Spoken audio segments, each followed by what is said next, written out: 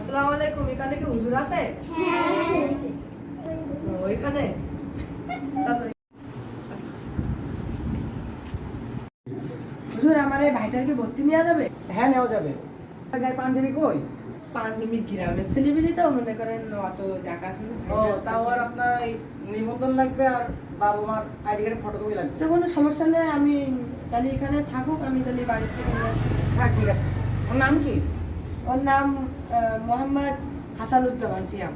ও আচ্ছা, ঠিক আছে, আমি লিখি।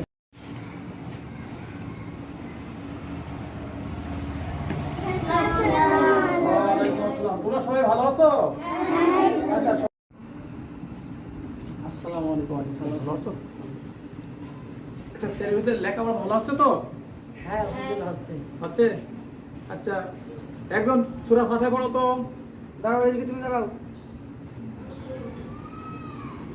বিসমিল্লাহি রাব্বিল আলামিন আর-রাহমানির রহিম মালিকি ইয়াউমিদ্দিন ইয়াকা না'বুদু ওয়া ইয়াকা নাস্তাঈন ইহদিনাস সিরাতাল মুস্তাকিম। মাশাআল্লাহ, আমি যদি শিখতে পারতাম তাহলে এদেরকে আমি শেখাতে পারতাম।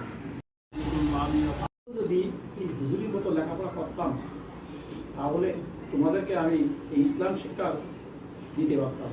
কোরআন শিক্ষা দেওয়া অনেক ফজিলত, অনেক উত্তম কাজ। যে কোরআন শিক্ষা করে সে কিন্তু জান্নাতে যেতে পারে। আল্লাহ রাসূল সাল্লাল্লাহু আলাইহি সাল্লাম বলেছেন, পৃথিবীর ভিতরে সর্বোত্তম ওই ব্যক্তি যে নিজে কোরআন শিক্ষা করে এবং অপরকে শিক্ষা দেয়।